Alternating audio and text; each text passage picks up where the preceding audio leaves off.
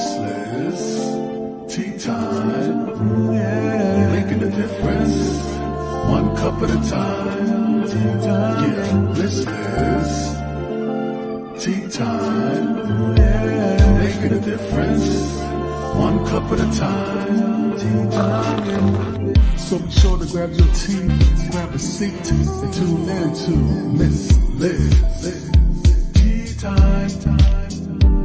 Making a difference, one cup at a time. Tea time, yeah. Tea time, time.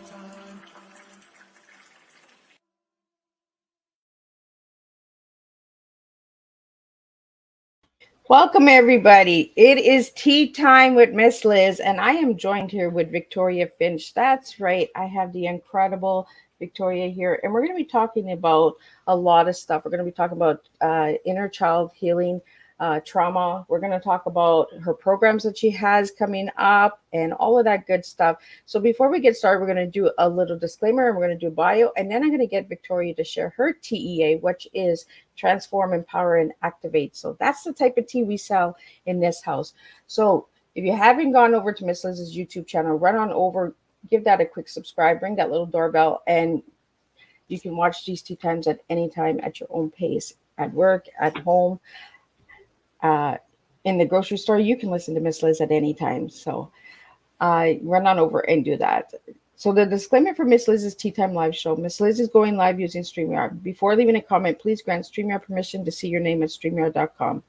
Please be advised that the content brought forward for any Tea Time show hosted by myself, Miss Liz, is always brought forward in good faith. However, may bring forth dialogues and opinions that are not representative of my platform. The facts and information are perceived to be accurate at the giving time of airing. All tea time guests and audience participants are responsible for using their good judgment and taking any action that may relate to the discussion. The content brought forward for may include discussions for some where they may be emotionally at risk. It is significant to know that this show is engaging in discussion forums only to offer inspire awareness and connection and is not providing therapeutical advice. If you have any questions about the disclaimer or the panelist discussion, you may freely contact me, Miss Liz, through my email at bookingmissliz@gmail.com. Moving forward, should you choose to voluntarily participate in today's show in any aspect, I myself, Miss Liz, welcomes you. And should you decide that the show is not made for you at this time, I respect those wishes and will see you at a later date and time. And again, all tea time shows are done on Thursday, 3 p.m. and 7 p.m. Eastern Standard Time. If you see a tea time on a Monday or Tuesday, it's a surprise tea time or a specialty time. That I all my tongues all starting mixed up here. So now a little bit on my incredible guest. Well, Victoria, as you can see, is a blooming butterfly, and we're going to talk about a lot of things that Miss Liz really resonates with is inner child trauma. So Victoria is the heart healer. She is a two-time international best-selling author, mentor, and life coach who specializes in inner child healing and PTSD release. With over 30 years of experience in the field of energy healing and personal development, she holds a number of certificates. Victoria is certified by the International Board of Coaches and Practitioners and the International Practitioner of Holistic Medicine as a Master Clinical Hypnosis Therapist and a Master Practitioner of Emotional Freedom Technique. She also holds a certification in through field therapy, cognitive behavior therapy, life coaching, solution-based life coaching, and other certifications. Victoria is passionate in sharing her story of going from hopelessness to healing. Victoria uses a range of techniques and approaches to facilitate healing and transformation, including energy healing, intuitive guidance, and personalized coaching sessions. She's particularly passionate about helping people heal their inner child wounds and release trauma, including PTSD, to move forward with confidence and joy. Victoria offers a range of resources and support for people seeking guidance and healing, including one-on-one coaching, group programs, and online courses. She's committed to empowering people to live their best lives and achieve greater joy, peace, and fulfillment. And if you'd like to check her out, you can check out her website at justaskvictoria.com. And I'm going to get Victoria in here. She's in here. Let me get her. So, Victoria, can you hear me? I can hear you. Can you hear me? Awesome, I can. So, Victoria, let's get started. I'm going to take you way back because we're going to talk about inner child healing. So, who was Victoria as a little girl, and who is Victoria now? Yes, I love that question. The little girl, Victoria, spent many of her days seeking validation, looking for love. Even though there was love all around her, she couldn't see it because she was so stuck in feeling unloved, unwanted. She looked for that in her life and she found it. And when I was about 2 years old, I remember living in a home that wasn't very big. And I used to stay with whoever would take me because I was only 2 years old. And we lived in a small house with 6 kids and parents. And I remember one time my parents asked me to leave the room, and I did. And then I went to my sister's and brother's room, and they also told me to leave. And I didn't know what to do. Imagine a 2-year-old child in diapers, didn't know. And I went and I sat by my parents' door, and that child sat by her parents' door for over 50 years, feeling unloved, unwanted, not cared for. And I looked for those things all my life, well, most of my life until I got my healing, in and out of depression, anxiety, all of these different mental illnesses. And it was all because I felt unloved, never fit in. And that's what that little girl, 2017, I'm on the side of my bed, not caring if I woke up the next morning with a bottle of pills in my hand. And I heard the voice from what I call the divine, from God, that said, I made you on purpose, for a purpose, and this is not it. And this is the Victoria you see today. That Victoria who went and sought healing for herself. In fact, I saw healing from a hypnotherapist, which is why I became a master clinical hypnotherapist, because I saw the power in helping one understand their value, their worth. So the Victoria you see today is very different than that little girl sitting by her parents' door. Well, and I say this all the time, right? As children, if we're quiet and we're withdrawn, as we get older, we find our voices, right? And we come to the stage and we say, you know what? I'm here now. Hear Yes, me and see me, right? yes, And that's what I get from all of the stuff that I checked out on you, Victoria, is that little girl that said, you know what? I want to be heard and I want to be seen, yes. and I believe in myself. We have to get that self belief in ourselves before we can even say to others, you know what?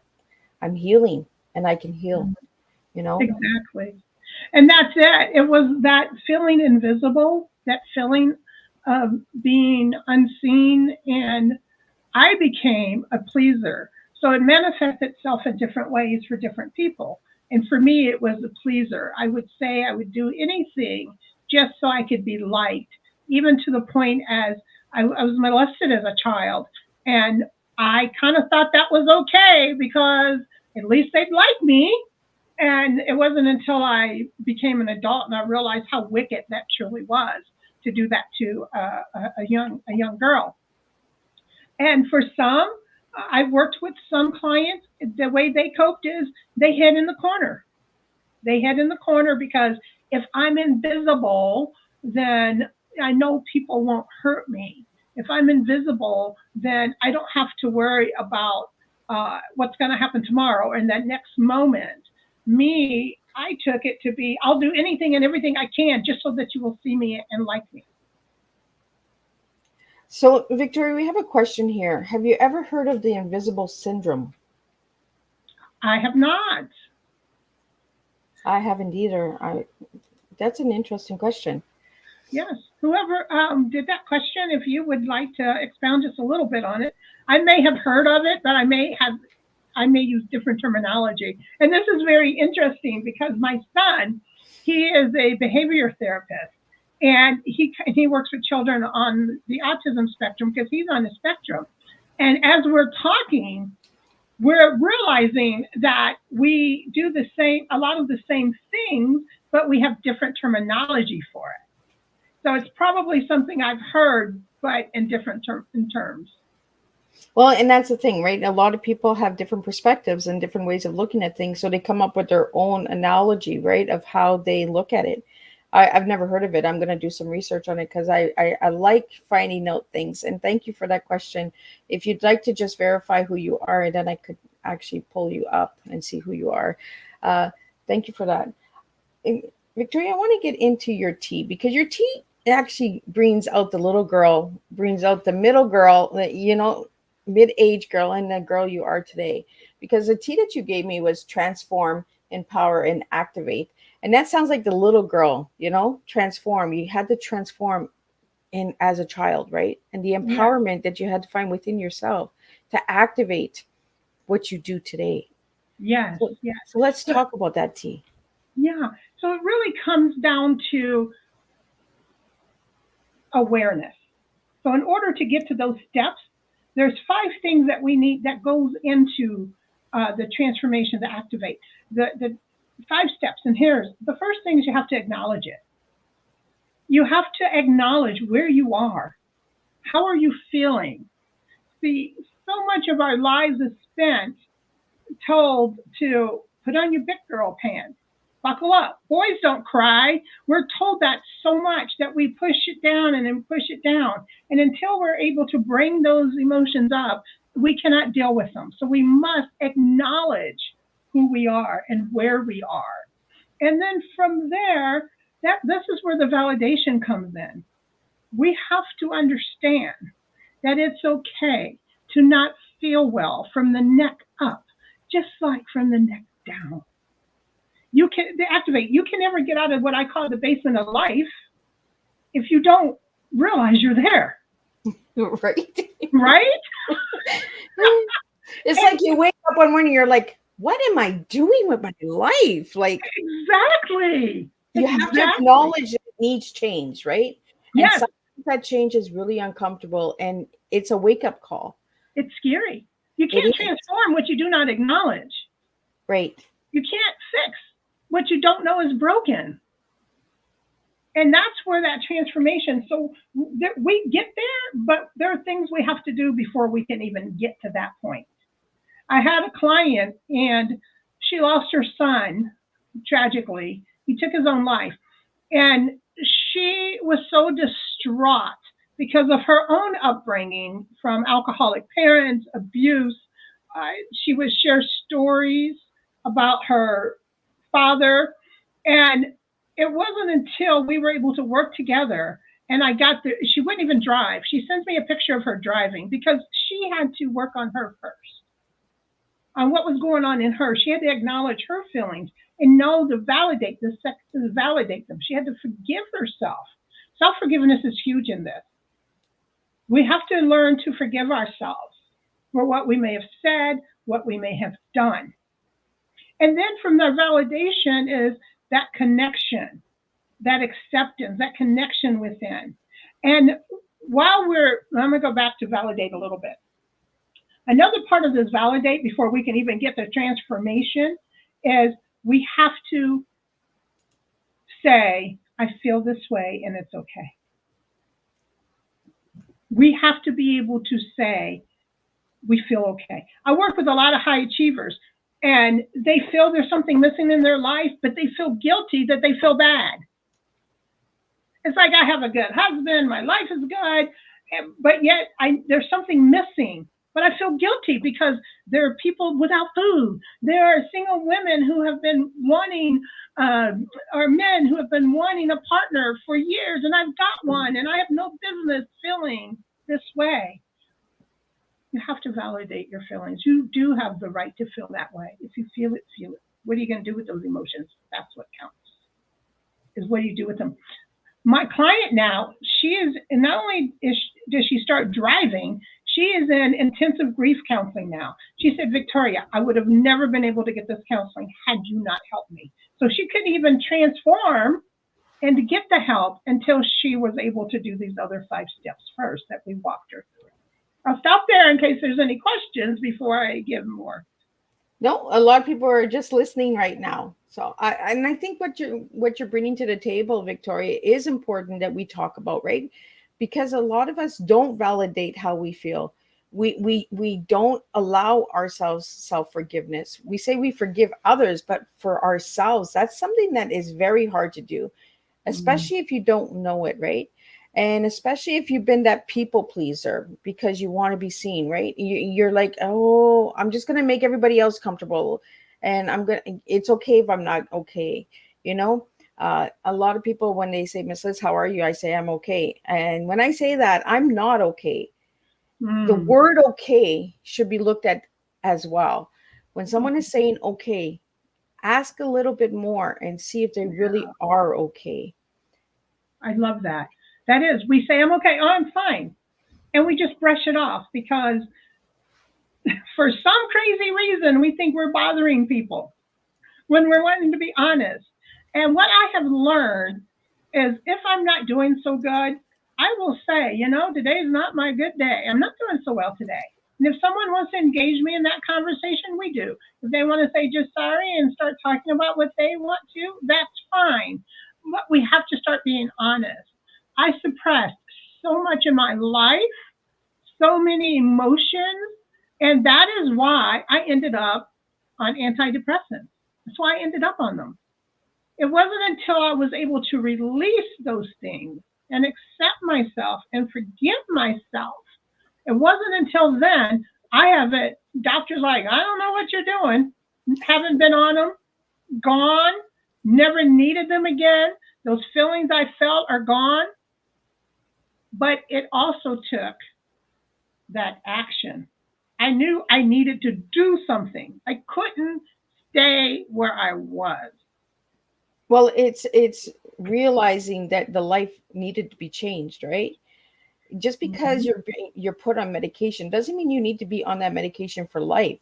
Find solutions to get off the medication. So many of us get comfortable, especially when we're living with mental illness. We're just like, oh, we have to take this pill because we have this diagnosis. If we don't take this pill, we're going to get this side effect. We're going to get that side effect. Actually start working on the self within, the inner child, because it's the inner child that's hurting. So, Victoria, let's talk about that inner child, because you gave me the Yeah. word empowerment, empower, and I feel that the word empower comes from an inner child because they push us to empower ourselves to move forward. Yes. That inner child is seeking to be free. It's we, the adult us, that's suppressing that inner child. That inner child wants you to play, wants you to love, wants you to expand your horizon. They know that you're beautiful. But that as we grow, just like that little girl that sat by me, that sat by her parents' door, that inner child, there's something there that I needed to tell that inner child how beautiful she truly was, and that she truly is loved. And Yeah, until we can do that, she's just going to be trapped, or he is going to be trapped. yeah. So, Victoria, what did you do to untrap that little inner child? Yes. It's amazing how when you figure out you're in the basement and you want to get the heck out, how things start showing up in your life. I happened to be scrolling through YouTube and I came across a famous hypnotherapist, and she was giving a free session. Well, first of all, um, I acknowledged that I was in the basement and I needed to get out. I figured out some way along the line that it was okay to feel what I felt, and then I had to figure out how am I gonna reconnect with that child. And as I was going through, and I saw this hypnotherapist giving this free session, I went and I did it, and it was just life changing for me. And I thought, wow, there is definitely something to this, because now we were able to talk to that child and not push it all down, because that's what we do. Because what you resist persists. So I was stuck there, and until I could go back and have that conversation with that child, that's just what I'm going to be. I had to recognize it. I had to validate myself and forgive myself. And then I had to go back to reconnect with that child. So those are kind of the first 3 steps. And that's, again, why I became a master hypnotherapist, one of the reasons. And that's something we don't talk about, right, in today's society, is the reconnection of our inner child. Mm-hmm. Because when we talk about, we're talking to our inner child is pushing us, it kind of pushes a lot of society to look at us and say, oh, what's going on with this person, right? We don't talk about it freely. These are the topics that we need to be bringing to the table. We all have an inner child within us. Where is the inner child pushing you to? Is it the itty bitty committee that tells you you're not good enough? I call the itty bitty committee that when you have a great idea and you're a little excited for it, you're like, maybe I can't do that. Maybe I'm not qualified. Maybe people will laugh at me. I'll be judged. That's the thing we have to be cognizant of. What is that inner child trapping us into? It wants to be free. Yeah. What is our languaging? It's just so important as we're reconnecting that we understand our language. How many of us, show your hands, and not if you're driving, but how many of us say, I'm just a mother. I'm just a father. I'm just a sister. I'm just a worker. That just word is a good indication that your inner child is not allowing you to shine as brightly as you could and should. Wow. I never looked at the word like that. And your email, your website is Just Ask Victoria. So is that the reason why the just is in there? The Just Ask Victoria came about totally different. I'll tell you the story of the Just Ask Victoria. The Just Ask Victoria came around because I'm kind of geeky. And so people would call and they would literally say to me, I'll just ask Victoria. She'll know the answer. Kind of like the old Mikey cereal commercials, right? Mikey eats everything. Yeah. So it's like, Victoria, I know you know everything. Not literally, people would just tell me that so much. I'd say, okay, just ask Victoria. What's your question? Right? And I like it. It's so simple. We got to keep things simple. Yes. It's just like tea time. Tea time is very simple. We serve a different type of tea here. We don't serve a beverage. You can drink tea all you want. You can have your favorite tea. This is not stopping any of you guys. But we really have to start serving what's within us. And we all have a tea. We all have an inner child. We all have a story. We talked about this, Victoria, before we went live, right? Is that one story makes a difference. One story, one cup, one tea, one step. It starts with the one. So, Victoria, what was your one red flag that you were like, oh, I got to change this? What was divine intervention? Again, sitting on the side of the bed, and this might be a trigger warning, with pills in my hand, not caring if I woke up the next day. Who would miss me? I'm no good. Nobody sees me. Nobody cares anyway. And just as I got ready to take them, I heard the voice that I call the voice of God, the voice of the divine, that said, I made you on purpose for a purpose, and this is not it. And I got up, I poured those pills out, and I knew right then and there I had a heart issue. I knew I had a heart issue. And until I got right within myself and until I healed my heart, I was going to stay hopeless. That was my divining moment that I decided no more. She's gone. That Victoria has got to go away. So Victoria, is that where the heart healer came in? Yes. So what ended up happening, how I became the heart healer, was I knew I had a heart problem. And so I got busy. That's when I took the session with the hypnotherapist. And I started learning about the mind, neurolinguistic programming, cognitive behavior. I started to learn what makes me think what I think. And I knew I could help others. And then I had Les Brown is one of my mentors. And I remember he would say, you can't read the label if you hit in the can. I had to get out of the can. Well, we're in it sometimes too much, right? That's yes, I had to get out of it. I had to get out of it. And so I was talking to a friend of mine, and she and I was having a conversation because we were working on some marketing things. And she said, Victoria, you know you heal hearts. So what? She says, yeah, you're a heart healer. She says, I've known you for years. And I've seen what you've done to people. I've seen how you've transformed people. I've seen you heal hearts. That's where the heart healer came from. I like it. All I my would have guests never have seen great that in hearts, myself. right? But sometimes it's other people that see stuff within us, and then we say, "Oh, I am this."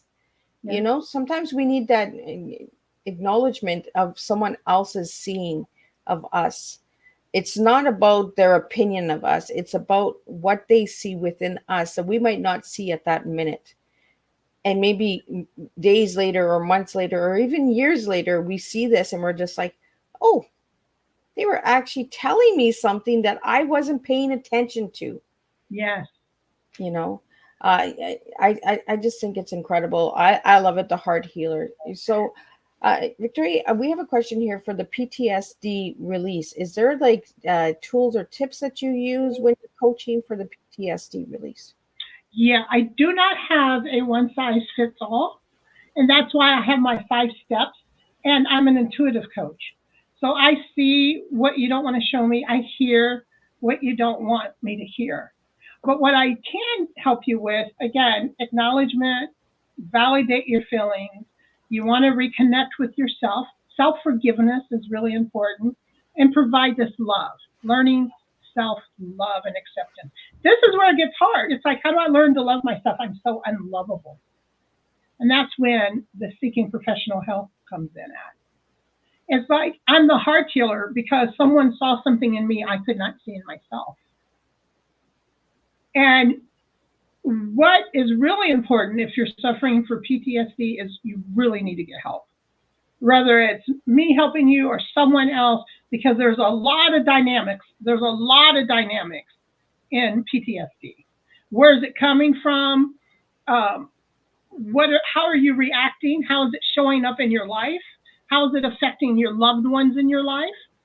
I can tell you, is it showing up as fear? Is it showing up as anger? Is it showing up as depression? I wish I could give you a cookie cutter answer for that, but I would not be doing a service.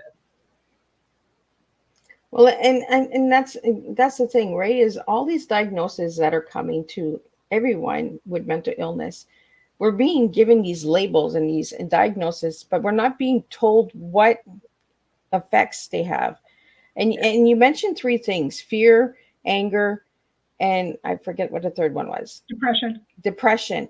We're not talking about these things. We're saying, oh, I live with depression, but do you understand depression? Do we understand fear? Do we understand why we do what we do? That part. Because there is a tendency to treat the symptom and not the cause. And so the easy way, now I am not a medical professional. I am not telling you don't take medicine, because there is a need for it. There really is. How about we get to the solution? Why is this happening?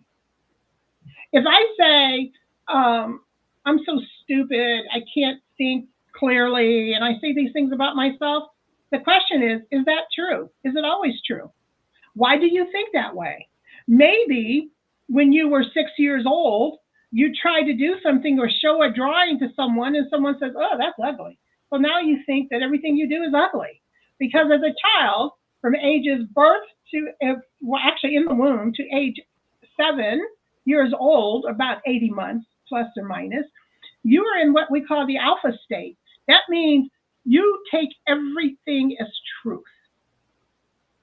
Everything is true when you're in that age. And so it could have been a comment that someone made that they didn't even realize they made, but you accepted it as truth about yourself. And so what do we do when we accept things as truth? We activate our reticular activation system in our brain, and we look for things in our environment to make it true.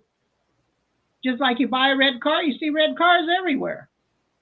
And now all of a sudden we're making it true.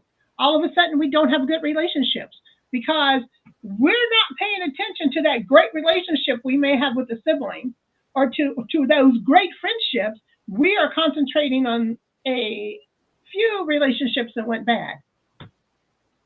And what we have to do is to be able to look outside of that and ask ourselves the question. If you find yourself, if you find yourself saying bad things about yourself, ask the question, is that really true? And who's speaking?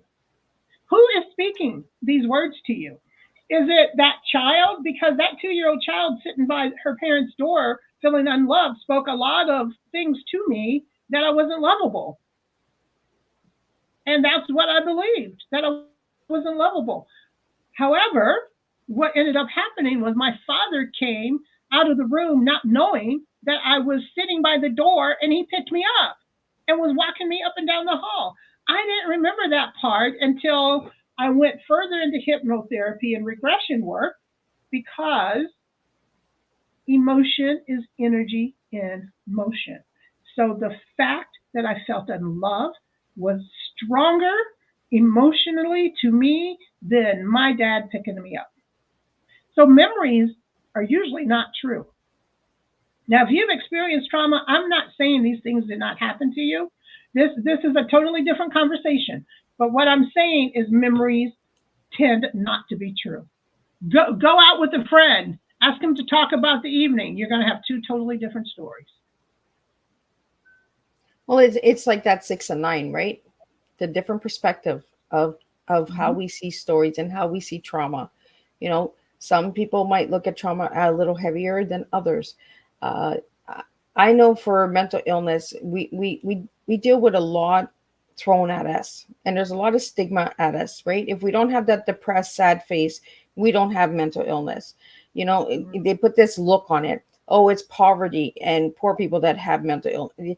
You know, we got to really stop the stigma. It affects everyone out there, all walks of life. Mental Mhm. illness is affecting every single one of us. And if you're not living with it, you know somebody who's living with it, you know. And how can we make the difference with mental illness is by getting to know people, by getting to understand today is a bad day, like you said, Victoria, at the beginning of the show. You know, if I'm having a bad day, you're going to know I'm having a bad day, and I'm the same way. Let's be really transparent, and let's say, you know what, it's just a hard day, guys. Tomorrow Yeah. might be better, the next day might, you know, it'll get a little lighter. We never know what anyone is living with, you know, because we put this face on, like this mask on of this is who we are, this is what society wants to see. They don't want to see the happy face, because if I have a happy face, I don't have mental illness, right? If I Mm. have all my ducks in a row, I don't have illness. You know, we all are affected differently, and we all cope and mask differently with mental illness. Something you mentioned a little earlier in the show is autism, and I find it really the universe doing its magic again. Um, Tonight's guest, Randy, also is a mother that lives with autism, and she deals with mental illness as well. So I feel like the universe has put my two guests together once again this week, and they both have purple hair. So, uh, so the universe works really. You know, you got to really pay attention. You got to Wow. look at the little signs. You know, because all of you guys are booked at different times. So the Mhm. universe knows who needs to be together and who needs to align together. So, Victoria, I want to get into uh, the autism. So, you said your son has autism, or do you have autism? My son, he's on the spectrum. So, was he early diagnosed or later diagnosed? Very early, he was diagnosed very early in life. Yeah, it's interesting because as a mother, you deliver this baby for all intensive purpose. It's just perfect. Everyone's perfect. Doesn't matter. As a young mother, we tend to count fingers and we count toes, and the baby's breathing and the baby's weight is good. And we're just so thrilled that we have this healthy child.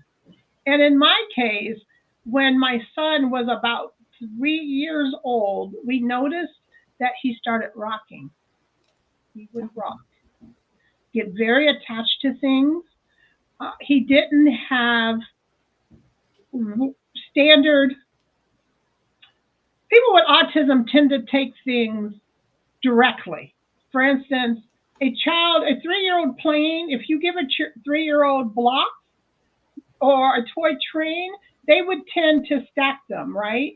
Yeah. Or they will use their imagination. But for someone with autism, in most cases, a block is just a block. It's literal. And we started noticing that. He wasn't speaking at the time. He speaks now. But at the time, he was nonverbal. And so we felt like, oh, there's something going on here. And I want to really talk to the mothers. In my case, I knew he had it, but I kind of ignored it, if that makes sense. Yeah. So he did get a speech pathologist. He had some things at school, some he had help at school. He had helpers and stuff. But I really ignored the autism itself. Okay. It was more, he's a little particular. And this was very hard on him that now he's 22 years old. And there was a point where I didn't really have high expectations, or they were too high.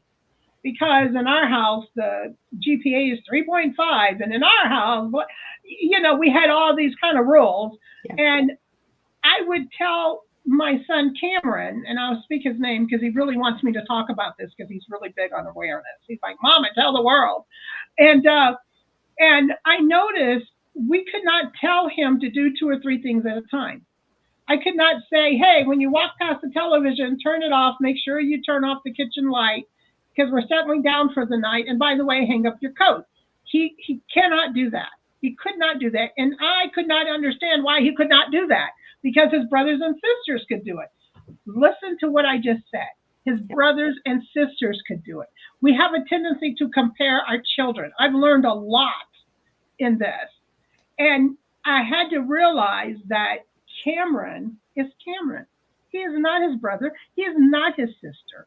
And I had to understand him on his terms, how he communicated, and he jokes I say he jokes, but he will say that he is so literal on things. Sometimes he won't pick up on social cues because it's just literal. Like if he's hanging around and you're like, oh, I think it's time, to go to bed, he'll just sit there until you say, hey, I'm going to bed. Can I talk to you tomorrow? Well, and I think it's really important, Victoria, what you're saying, right? Is you're talking to the moms out there. And as moms, we want our children to be okay. That fear, it kind of detour, it takes us onto a different path, right? Oh, this can't be happening. Maybe he's just a little, and it is right. We do compare our children, and we have multiple children. We do compare our children, whether we want to or not, we do. All mothers out there, we need to start being really honest with ourselves. We do compare our children. You came from a family of 6. Yes, I did. And the thing about this too is this whole self-forgiveness thing. He's 22 years old now. He got a scholarship for college. He has 2 championship rings from football, and now he's a behavior technician, and he works with autistic individuals, and he can see things. And it's interesting because there's a part of him that says, Mom, I'm really happy you raised me the way you did, because he feels that if I had given in to the autism, perhaps I would have maybe tried to medicate him. Maybe I wouldn't have expected as much from him as I did. Maybe I wouldn't have pushed him, because I would have said, oh, Cameron can't do that. Don't do this. But I didn't. And he's really grateful for that. But I still had to really forgive myself. And even now I feel myself getting a little emotional. That I just had to forgive myself for doing and being the mom I thought I needed to be at the time. And I really want mothers and fathers to really forgive themselves, because we all do the best we can with what we have. Yeah. And I think it's deeply important, Victoria, with the work that you do, right? You work with a lot of women. I want to get into some of the programs that you have coming up, because you have an incredible program that's coming up that's 6 weeks. a Yeah. 6-week study. So let's talk about that a little bit. Yeah. Put my glasses on. How did that come about? Because this is a pretty incredible program that you're bringing to the table. Yes. So I did mention the divine, God speaking to me. You call your divine, the universe, call it whatever you want to call it. There's whatever. For me, I call them God. And I noticed that in my church, which is a fairly large church, that women 50 and older are basically ignored. Everyone's kind of wanting the young people, right? The youth and everything. And I noticed that even in society, we're often overlooked. We are. And if you look at even television and ageism and all of that, and I tend to come up with solutions to things. That's how my brain works. And I thought, wow, what could we do? I could leave the church and I could complain to everyone about it, or maybe there's something I could figure out about it. So I came up with a program. Women Like Me actually was inspired, I believe, the Holy Spirit gave me this program. And really, it's where we envision a community, a church community, or even an outside community, where the wisdom and legacy of women over 50 are seen, heard, and acknowledged. When I grew up, in the church, we had something called church mothers. Everybody knew who the church mother was. Everybody knew who she was or who they were that they could go to. And we're talking about mental health. I truly believe that if some of these young people had someone they could talk to that were non-judgmental, that accepted them, we would not have the suicide rates. We would not have the mental illness rates. It's because we suppress so much and we have no one. So what I wanted to do was to take that wisdom and get these women together so that they can actually close that generational gap, right? My son and I were going to be doing a podcast soon, and it's called Gen Z Meets Boomer. And it's the Cam and Mom show, Gen Z Meets Boomer, because we really have to share our knowledge with these young people, but not in a judgmental way, but in a loving way, and where we're fostering a legacy of faith and guidance to these younger people. Now, younger people would be in their 30s. How many young adults grew up with immature parents that were never heard, they were never seen, they never felt love? Wow, what would it be like if they had a grandmother? A mother's mental health has the greatest influence on a child's mental health. How many people would call their grandmother for advice? Right? So I'm bringing these grandmothers up, and the 6-week study is really to help them be equipped, because what I do know is that God doesn't call the qualified, he qualifies the call. And so many times as women, we don't think our story matters. We don't think we matter. Men too, because the idea is to start women like me, because it's me. That's how I was. That's what I felt. But to move this over to men as well, because men feel invalidated. They have wisdom. But right now it's women like me, and we're going to study 6 women of the Bible. We'll study Sarah, and we're going to talk about patience and building of community. Week 2, we're going to talk about Rahab. And the reason why? Because she was a prostitute, and people have to understand there's nothing you've done so bad that you can't make a difference in lives of others. You can do it. Then we're going to study Esther, how she was strong, and she even went to the fact where even though her life was at risk, she stepped into her purpose. So we have to learn what is our purpose and how do we step into it. That's something else. And then our body, our minds, we have to care about ourselves. You said earlier, we take care of other people before we take care of ourselves. I want to change that. I want to teach women and people of the world to pour from your saucer and not your cup. Give from your saucer, not your cup, from your overflow.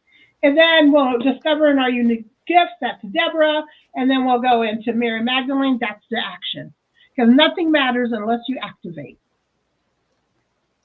Victoria, I like what you just said. Pour from the saucer, not the cup. We focus so much on our cups. We're sitting here on tea time, and my little ringer is just going off here. Ding, ding, ding, ding.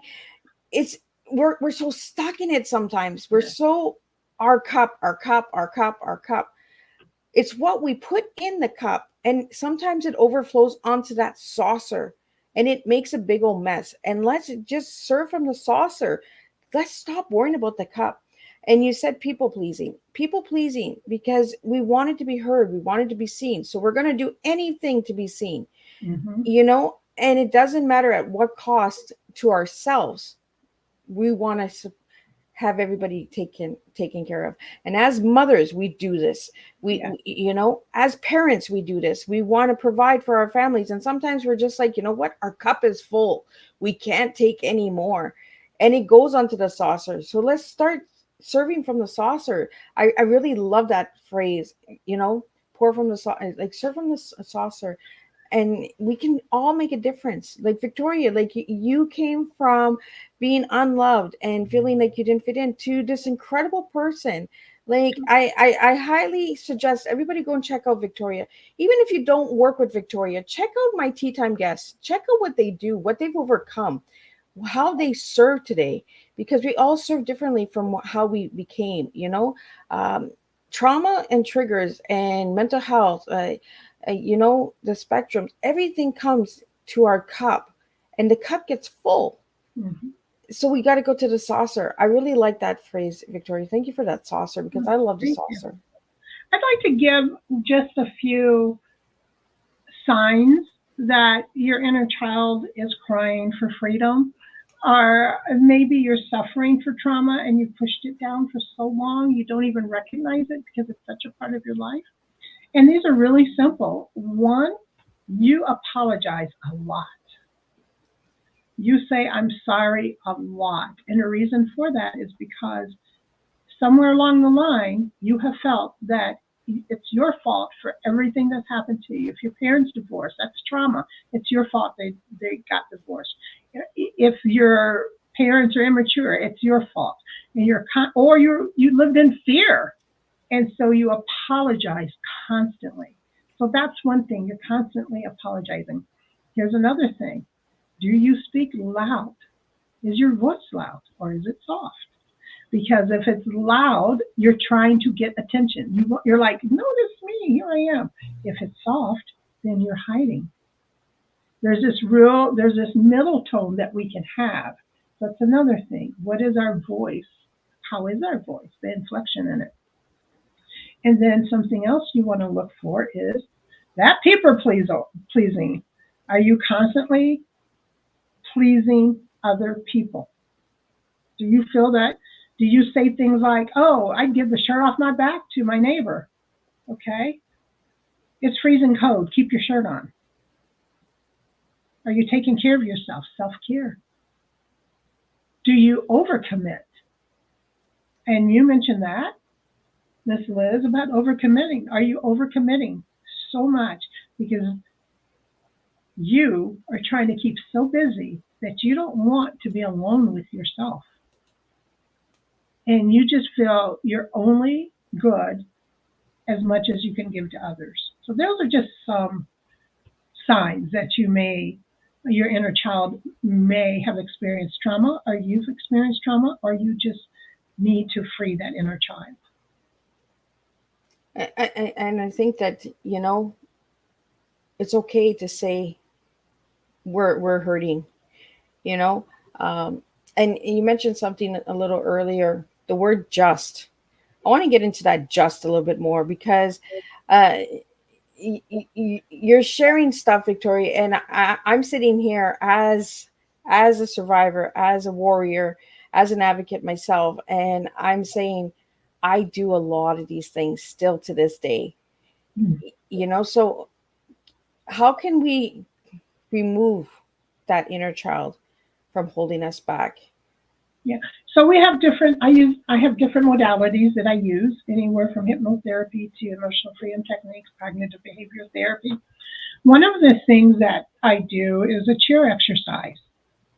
And in this chair exercise, and it's called different things, you get really calm. I calm you down. I slow down your brain patterns so that you're able to relax. And then I have you have a conversation with that child.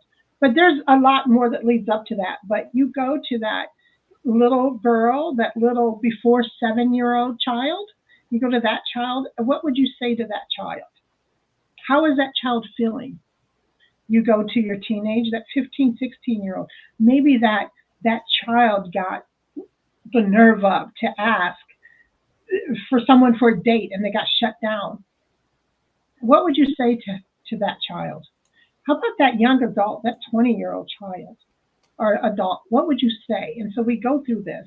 And it's so freeing because you're able to have these conversations with these younger you to bring you up to the today you.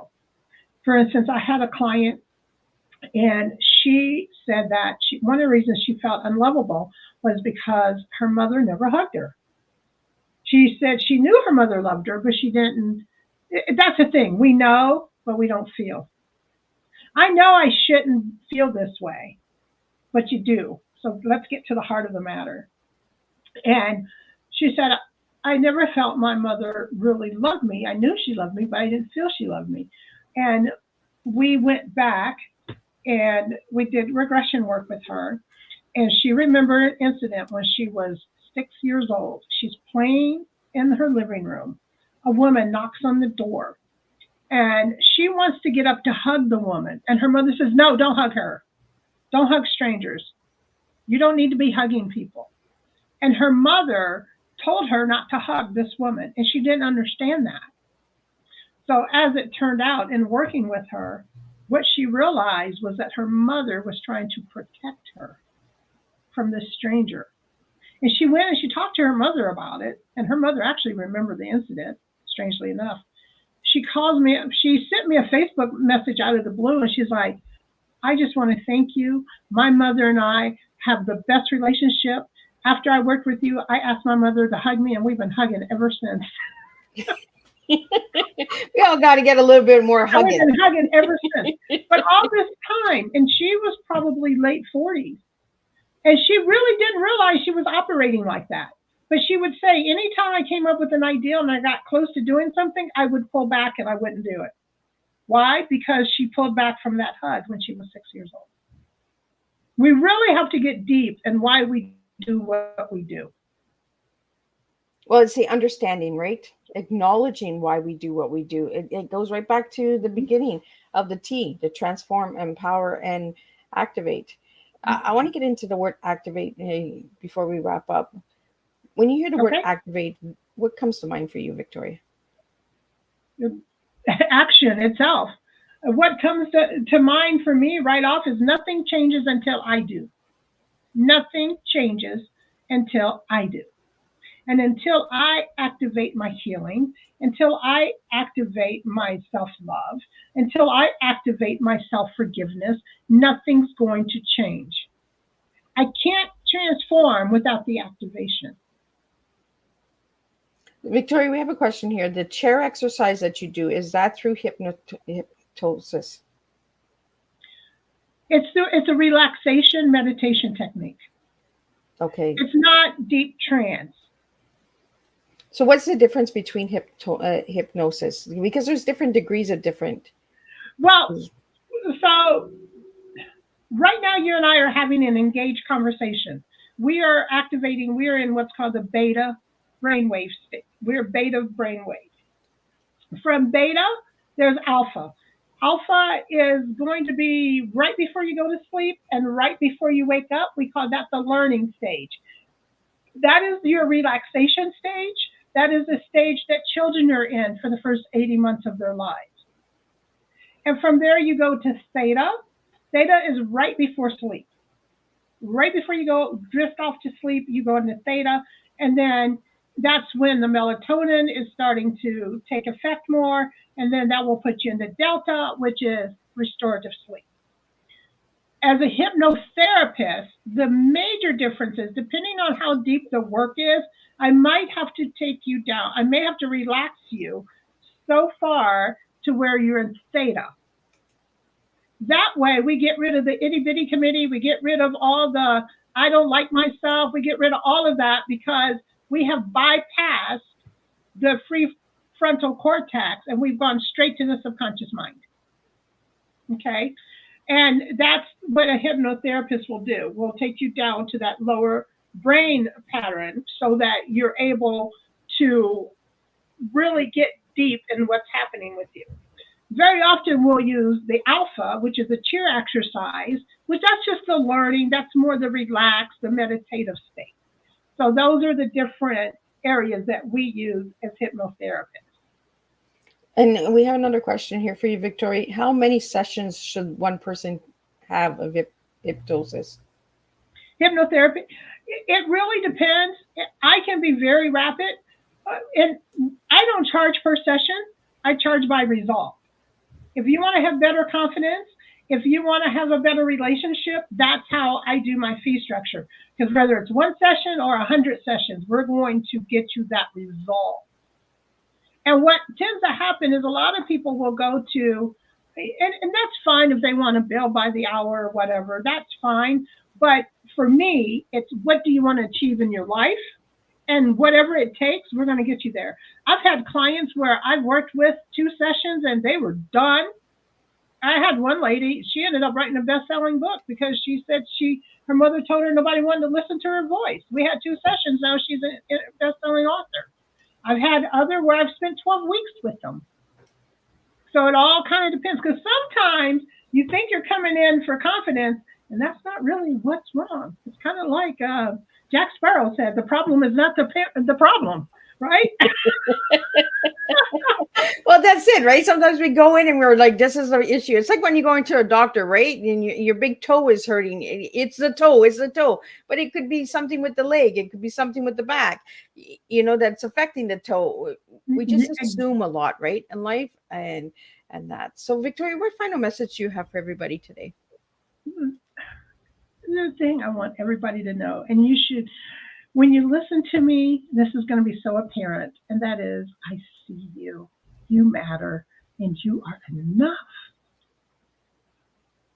Well, thank you so much. And if anybody would like to reach you, Victoria, could you read out and spell out your website for everybody?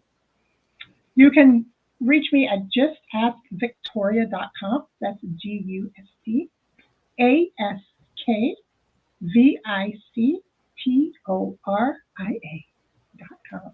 In fact, you can find me all over the internet if you type in Just Ask Victoria. You can find me on Facebook, Instagram, YouTube. You can find me everywhere. If you type in Victoria Finch, the Heart Healer, you'll find everything.